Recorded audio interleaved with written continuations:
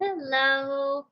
Thank you guys for listening, watching my videos. Had the thought to talk about divine feminine and divine masculine, which is only concepts that I started learning a few months now, since my third eye opened.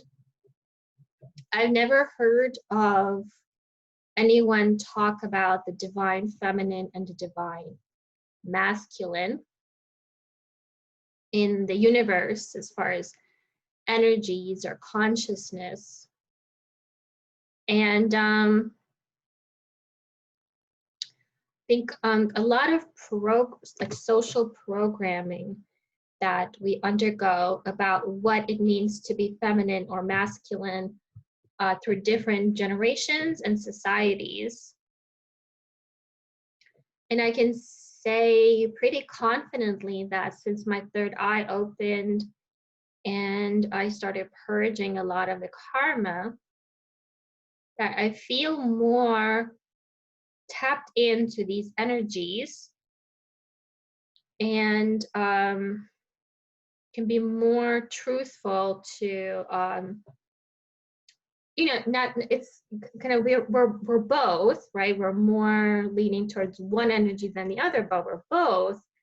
But it's kind of like tapping into it and being who you really are instead of mentally being told what it means to be feminine, depending on the culture.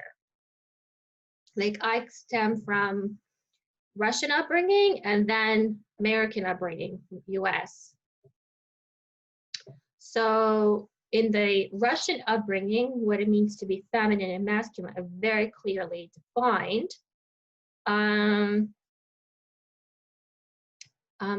More of like an old-fashioned way of looking, like women are more graceful, more paying attention to their physical appearance, makeup, heels, especially back in Russia. So the outward appearance is very important. Gentle way of speaking, a certain way of carrying themselves. And then the masculine has its own way of how it's supposed to look. Men, it's more of like male dominant society. Then coming into US, and we and there's feminism, which is like reversing all of that. And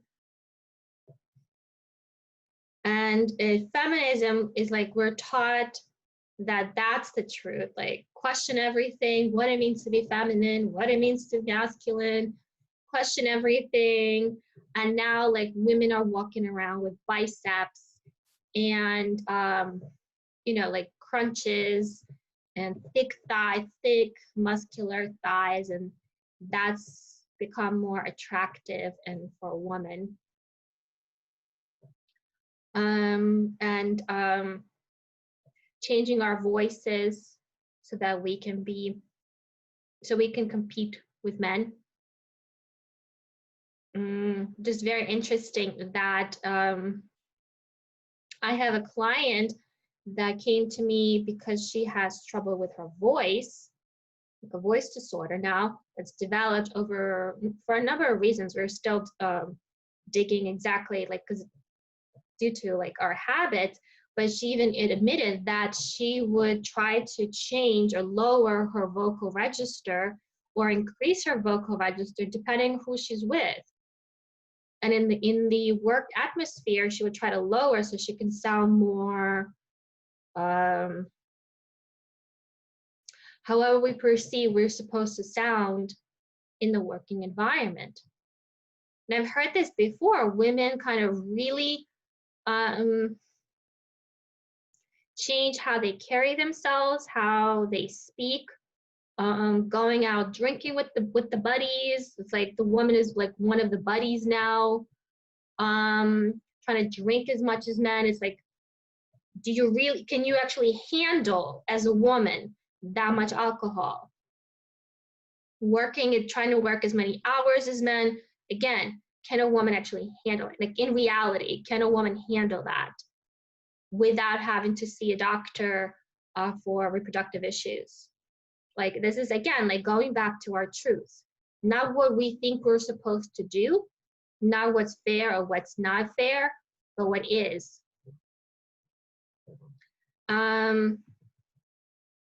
You know, our spirits chose to be women in this lifetime for a reason.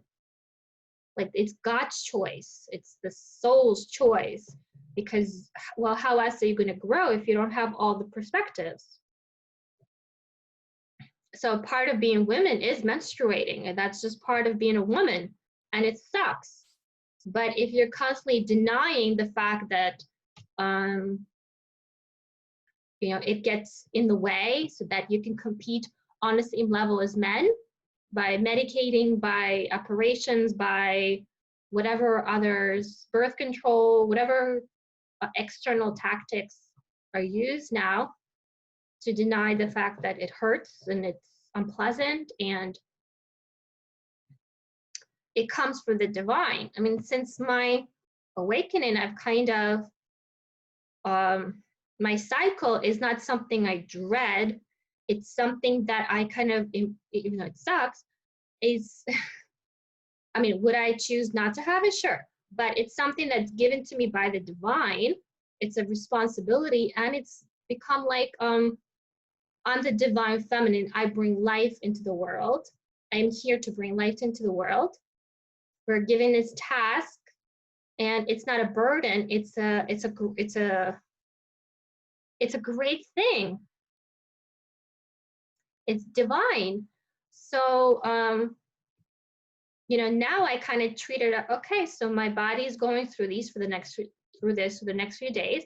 It's my responsibility to take care of myself, to give myself that care, the love, the nurture that my body needs.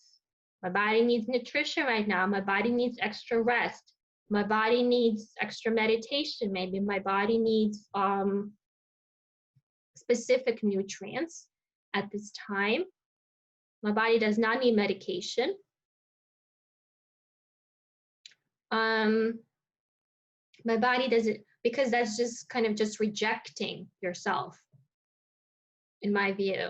You medicate your pains and resent the fact that you're born a woman because you menstruate, or because of, you know, our physical limitations. You're denying your truth. And just like these switches in perspective just the past few months, it feels so much more right. Okay, my body's going through this transformation next few days.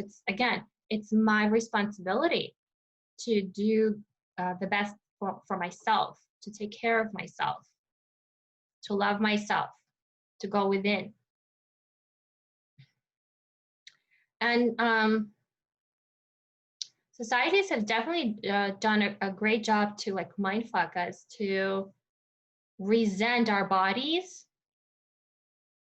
to try to get away from this divine aspect that we have.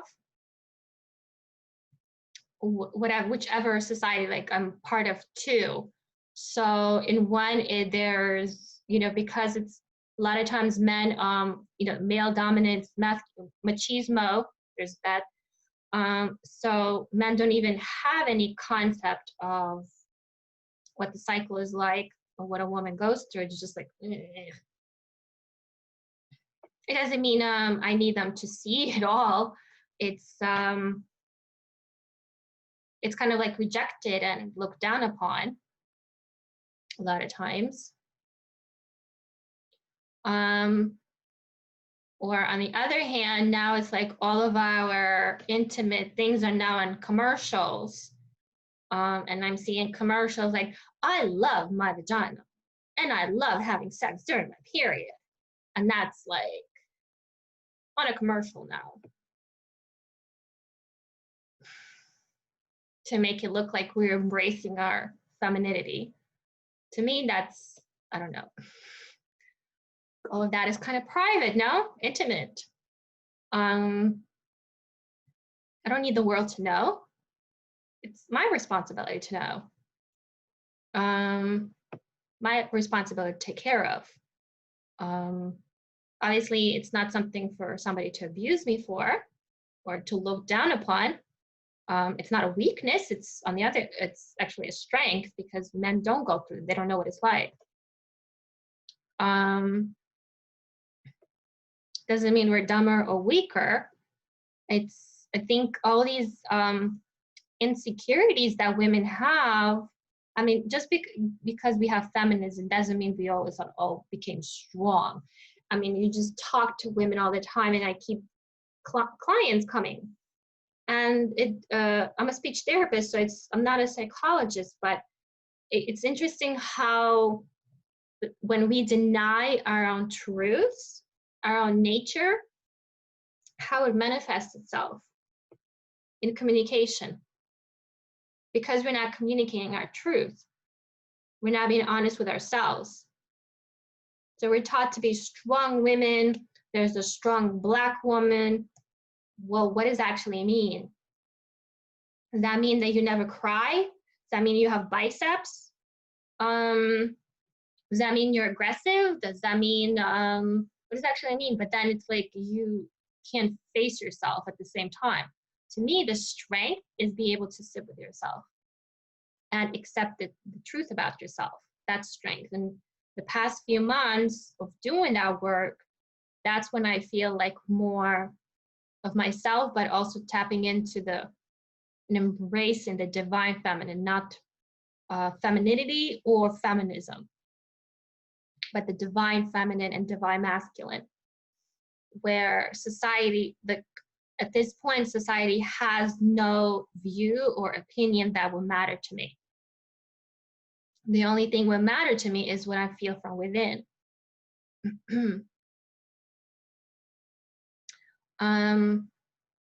So it definitely feels much freer and much just more right. Feels natural that I don't need to like push myself beyond my limitations or beyond, like, I don't need to like work extra hours. I don't have anything to prove to anybody. I don't have anybody to fight. Like I was always fighting my dad. We were always like this. You know, he's the machismo, but kind of looks down on women. And since I moved in, like he says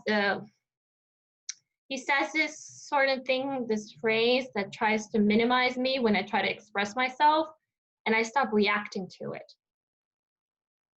So I've noticed that he's saying it much less.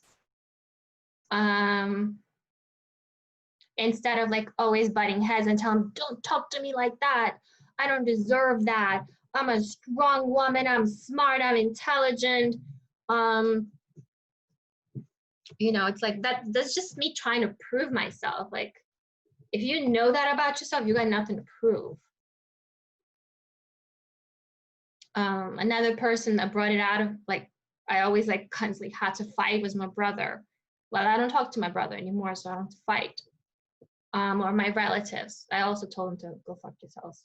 Not in those words, but basically. So it's like, I can just be comfortable in my little bubble without having to deal with any bullshit or society's projecting their expectations, because they're going to project from all angles. Everything that they don't want to own about themselves, they're going to project. And then we're going to like start internalizing and thinking and overthinking. Yeah, these past few months have been exhausting, but it's very freeing at the same time, detaching from society's expectations of what I'm supposed to look like, what I'm supposed to be, how I'm supposed to talk, how I'm supposed to carry myself. And from either side, because feminism does the same thing. It's made to look like it's not. It's made to free women, make women feel strong, but it does the opposite effect. And I can see just like by just talking to other women. tap into your divine feminine and masculine.